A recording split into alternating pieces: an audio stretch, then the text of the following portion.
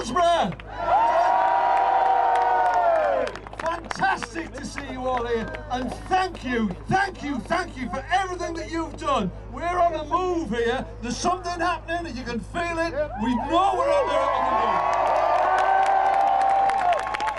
And look, so when you've all been doing it, you've been getting out there, knocking on the doors, you've been folding those leaflets, you've been out there, you've been on the phones, you've been doing all of that, the social media. I am imploring you today, one more day of this. Come on, let's keep going. We can win this. And let's not be deflected by what the media are saying about us. We know we've got the message for our people, and we're going to prosecute that with every last ounce of our energy to make sure we got this man in number 10 down the street.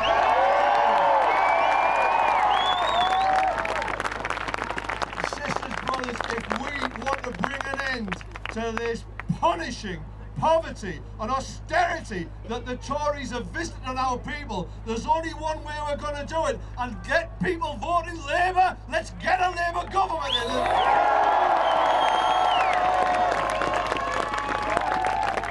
So when you go back to your constituencies, you're going to be doing more door knocking. Have those conversations in the home, in the workplace. Make sure each and every one of you is having 4, 5, 6, 7, 800 conversations across the piece. We can do this.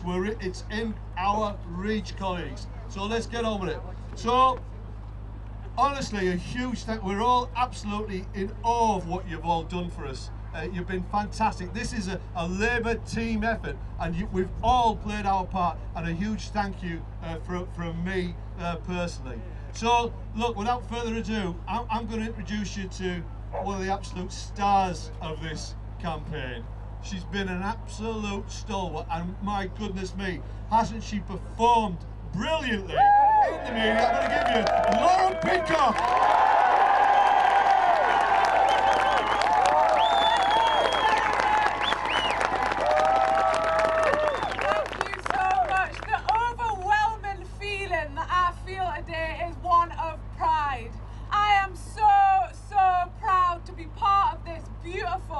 This wonderful Labour family. Every single one of you have conducted yourselves with absolute integrity.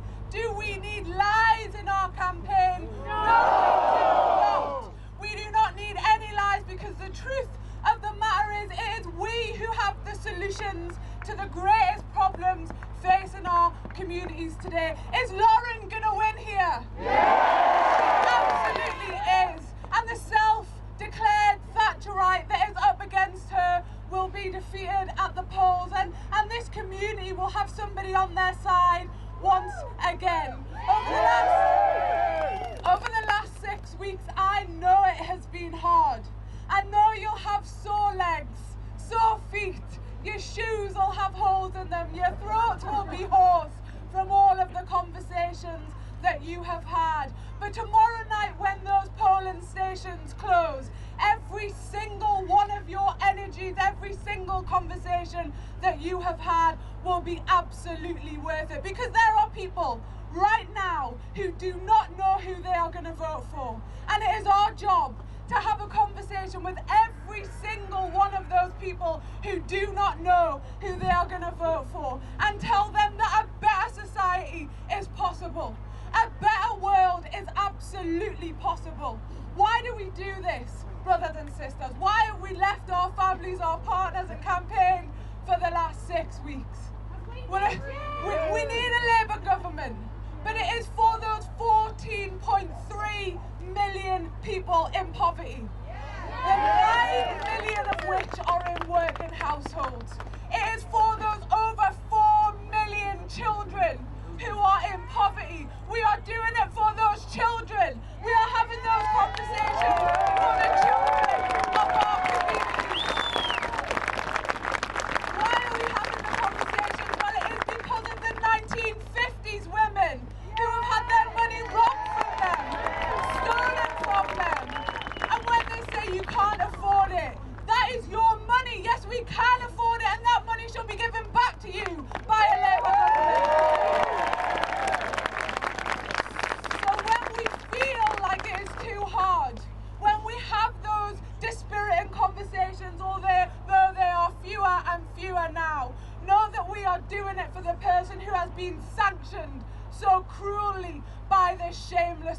government, for the person who cannot feed their child, who goes out to work every single day, spends hours and hours and hours at work but cannot pay their bills. All of our energy is for them to build a different and better society. Is it possible? Yeah! Of course it is possible. These next few hours, they will throw absolutely everything at us. This man, Jeremy Corbyn, has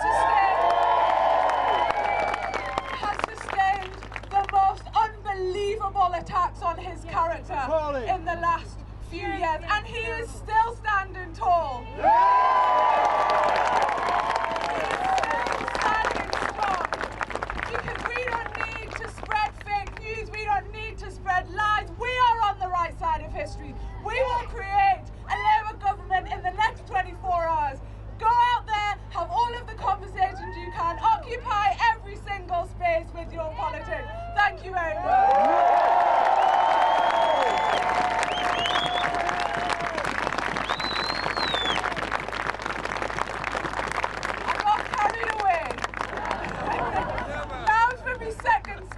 Now I'm only joking. It is my pleasure to introduce the chair of our party, a top comrade. He is always there when you need him, always on the side of working people. It's Ian Lavery.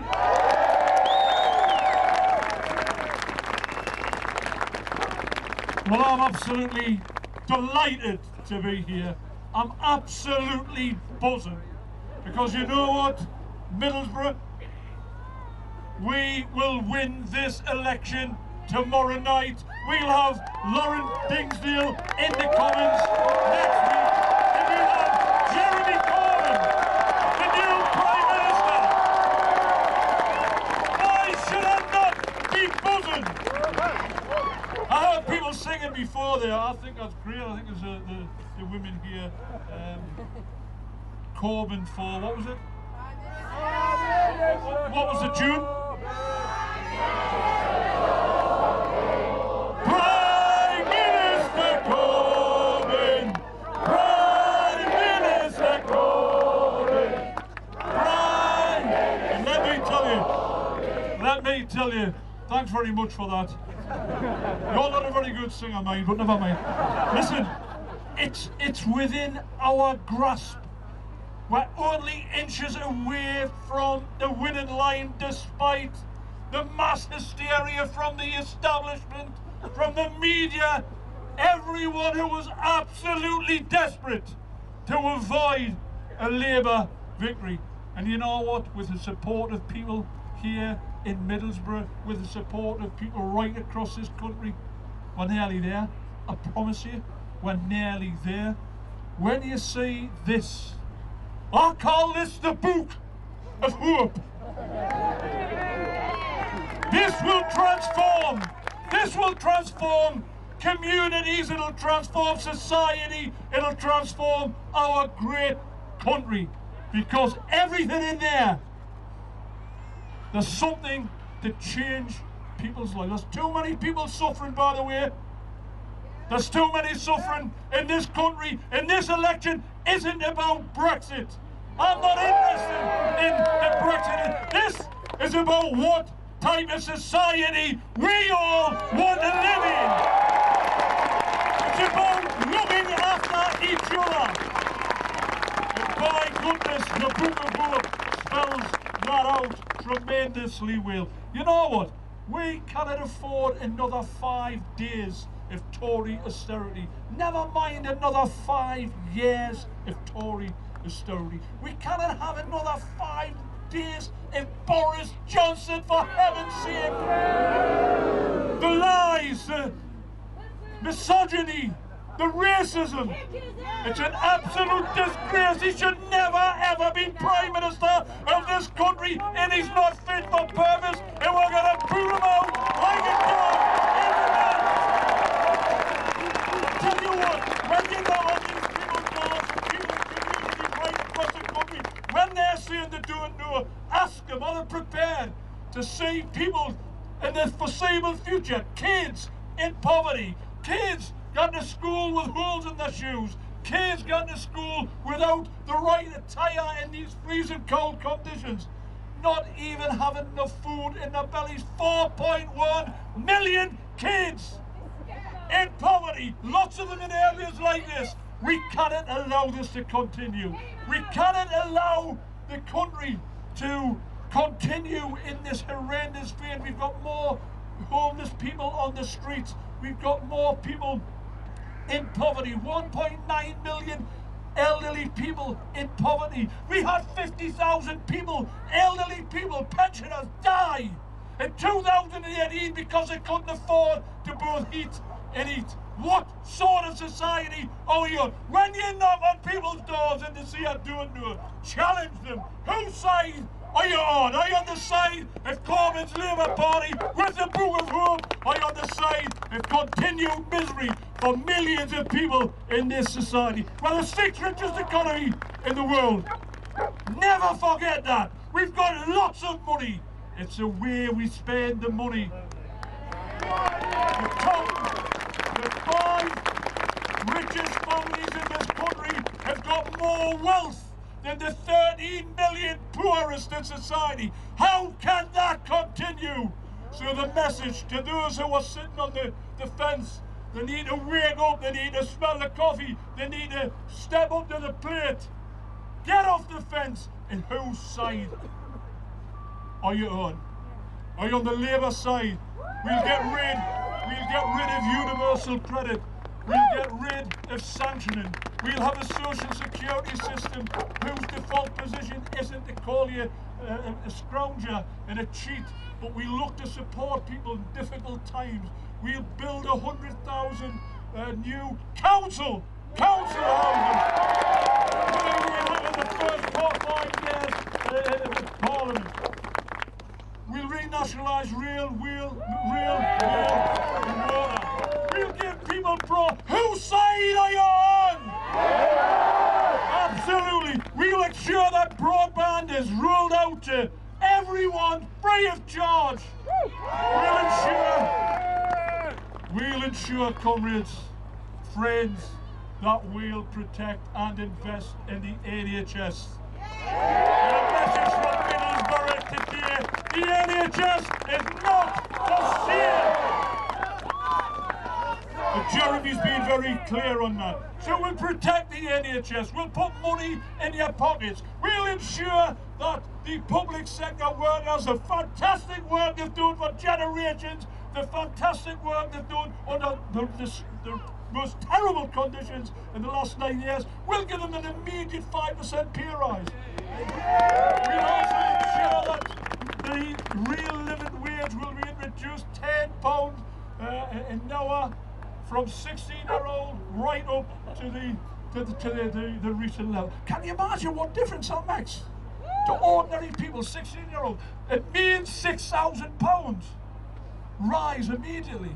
It'll transform society. It means that young people will not have to use food banks. It means that young people will not have to claim benefits. We're going to get rid of that. We're going to value people in society. We're going to make sure that this document is not only a strategy document as it stands, this will be the manual to transform society. This is what we'll operate from when Jeremy gets into number 10 on Friday morning.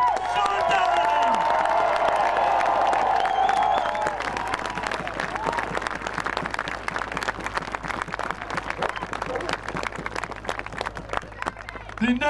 The next speaker needs no introduction, and I'm absolutely certain that she'll be in the Commons on Friday morning. Lauren Dingsdale.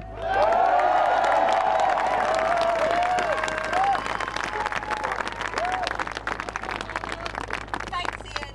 I am absolutely thrilled to be standing here today after 18 months of campaigning in this constituency, in my home constituency, for the people that I went to school with, for my family, my communities. It's an absolute honour to be stood here today. The hardest part of the campaign hasn't been the fact it's a winter election. It hasn't been the rain, the cold. It hasn't been the media and the constant barrage of fake news. It's been the stories that I've heard on the doorstep. I've had over a dozen people actually break down in tears to me on the doorstep about what they've had to go through over the last 9 years of Tory austerity. Just this week, a man called me about his daughter who had had a fall in Martin just up the road at about 6:30 at night, and an ambulance wasn't able to get there till 1:30 in the morning to take her to James Cook. That's 7 hours in the cold, in the dark, and in excruciating pain. This is not acceptable. And under 5 more years of the Tories, it would only get worse. But the best part of the campaign has been able to stand on that manifesto, being able to stand with that true message of hope that things can be different and that things will be different. That manifesto is an absolute blueprint for how we can rebuild our country and rebuild society and rebuild our economy so that it works for normal people like us.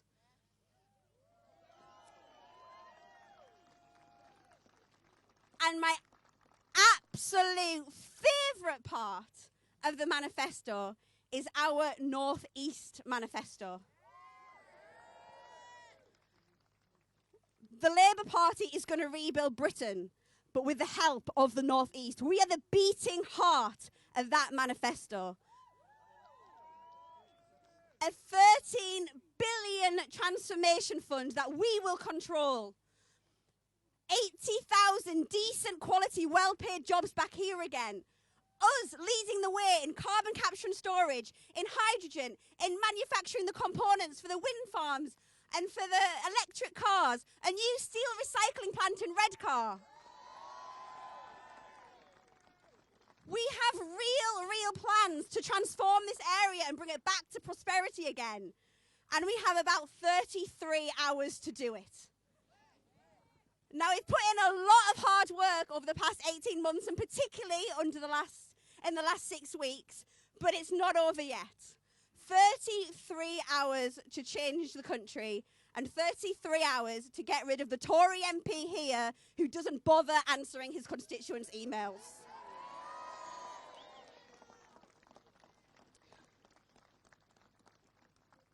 So once you finish standing in the cold in the car park, come join me on the doorstep. Like I said, 33 hours. We've got plenty to get through. But before that, it is my absolute honour to be able to introduce the man that you've all been waiting to see. Before the election started, I saw an interview with Jeremy where he was asked how he dealt with the stress of his job. And his reply, that it wasn't that stressful because he wasn't worried about how he was going to feed his family, whether or not he was going to have work the next day, whether or not his landlord was going to evict him. That response shows he is exactly the sort of leader that our country needs. And so with that, I'm honoured to introduce our next Prime Minister, Mr. Jeremy Corbyn.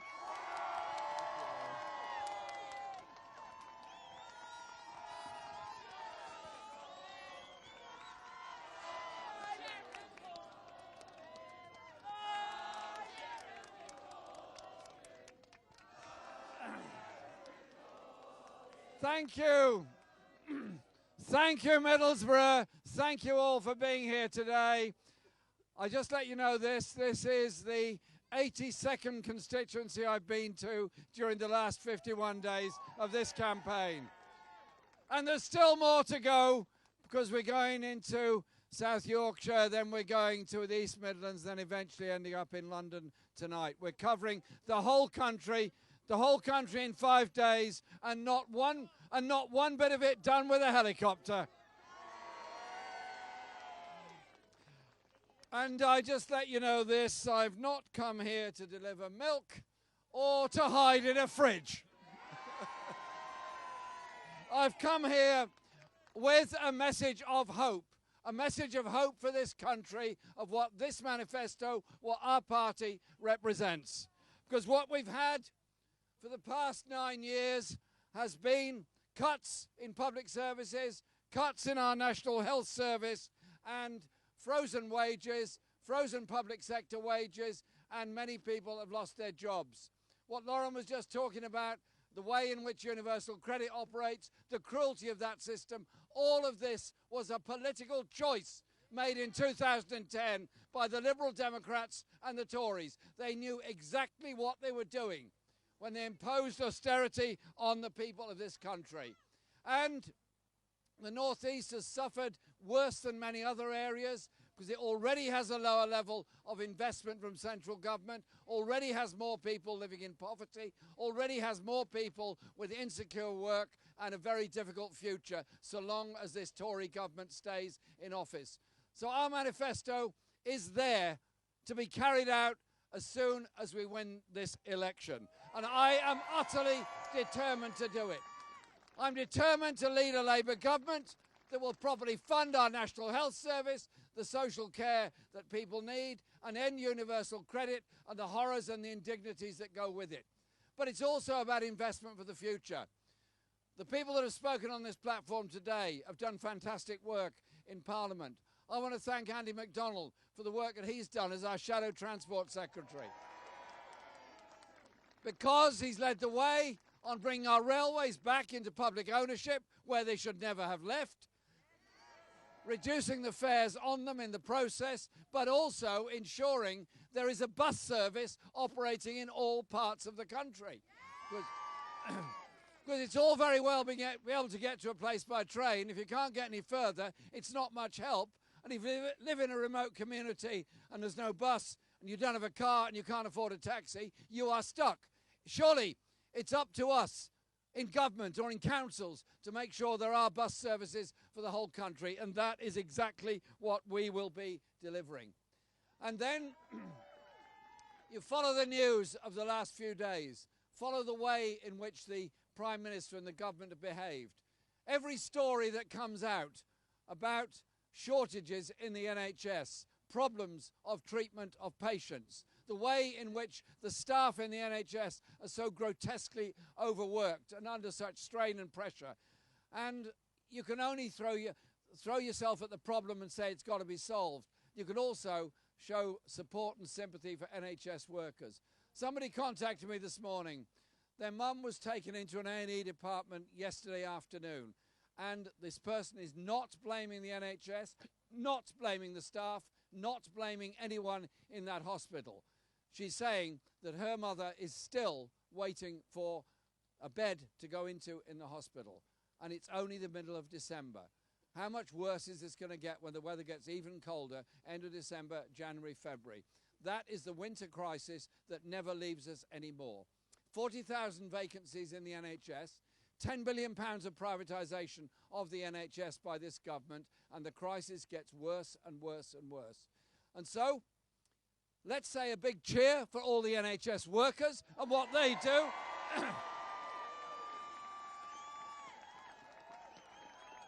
Nurses, doctors, cleaners, mental health nurses, everybody. It's the team that works in the hospital.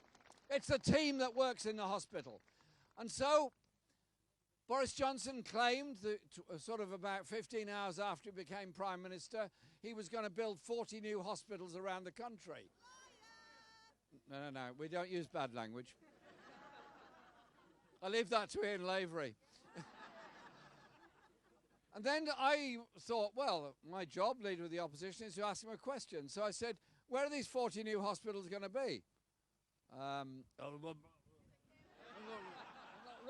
really sure. Okay. A few days later, another question, and it's 40 suddenly become 20. Okay. That's a 50% reduction. A few days later, it becomes 6. A few days later, it becomes the seed funding for the possibility of 6 new hospitals. In other words, absolutely nothing. Just a complete piece of dishonesty. And then we asked about these talks going on with the USA, the secret trade talks that are going on. We asked for the papers on them. And under the Freedom of Information Act, they were indeed produced. Pages and pages of them. Pages and pages of black ink blotting out all the words of the discussions that had taken place. All we know is that Liam Fox and officials from the government were attending these talks. We then found from the United States that they had indeed been discussing Britain's public services in a future trade deal with the USA. And then all the documents were revealed, and we made them all public last week. And you go through them and it's truly frightening. They sat down there for 2 years talking about access to our public services for American companies. And they talk about access to the health market in Britain. Well, I didn't know we had a health market. I thought we had a national health service in Britain. And that surely is the principle behind it.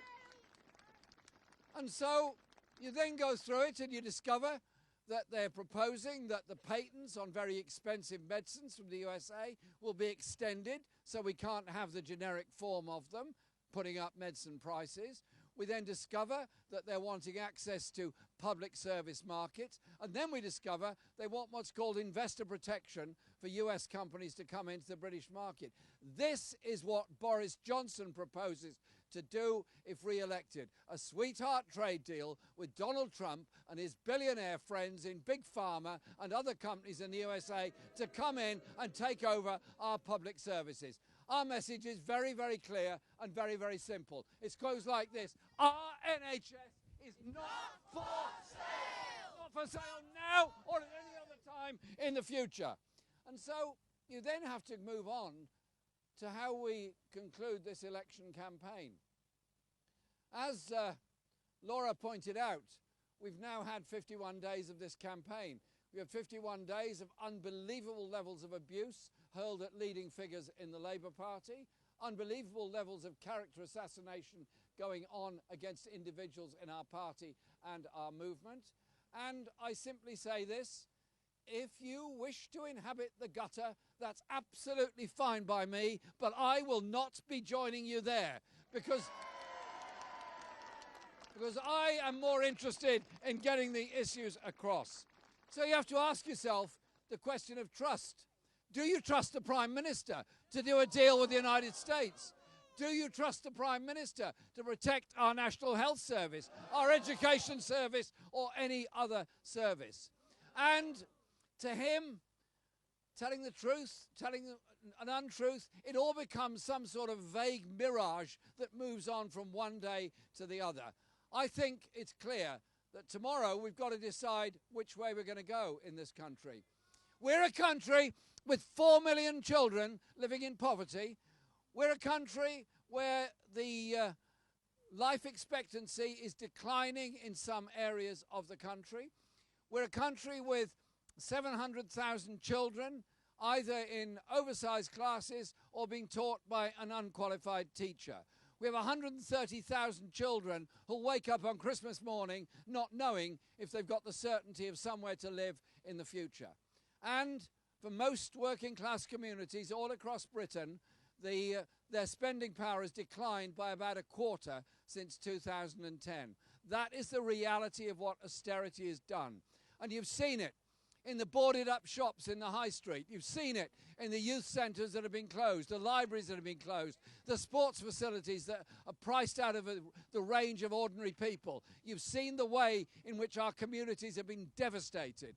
And those in work, now reduced, 1 million of them, to working on 0 hours contracts, which in reality is no different to the way that dock workers were treated in the past when they were told to queue up and try and get a day's work. Staring at your mobile phone all day, hoping for work tomorrow, is practically not much different. So it needs a Labour government that's going to do things very differently. But some people have not suffered from austerity at all. Austerity has not fallen evenly across the country. David Cameron once memorably said, we're all in it together. No, we are not. There's now 150 billionaires in Britain. The very richest people in Britain have seen their personal wealth double in the last 9 years. You've had a government in office that slashed the services and the spending on people, ordinary people, all across the country, and at the same time given tax relief and tax write-offs at the top end to the very wealthiest. We're a more divided society than we've ever been. Are we seriously going to allow this lot back into office to create more division, more poverty, and more desperation in our society? I am utterly determined that we go out flat out between now and 10 o'clock tomorrow evening to get everyone to vote, and hopefully that they will vote Labour and recognise in our manifesto there is hope, there is something positive. We're a party that will invest in all parts of the country, will invest in the infrastructure and the broadband that's necessary, and invest in creating the good quality, well-paid, secure jobs of the future through our green industrial revolution. And so it'll be a Labour government that will deliver that for the future. A Labour government moving into office and measuring itself by how it deals with the climate crisis, how it reduces poverty and reduces inequality and gives all our children a real hope for the future. I'll finish on this. The last Labour government after the Second World War created the National Health Service. It's our greatest achievement as a movement, the National Health Service. I want the legacy of our Labour government to be the creation of a National Education Service, where every school is properly funded. Children are not put through the stress they are in primary school of excessive testing, and youngsters going to get an apprenticeship and go to college or go to university don't have to go into debt to get an education, and we will therefore end university fees and the stress level that brings about. This manifesto has been written by some very clever people in many places. It's also been written by people who don't even know they contributed to it.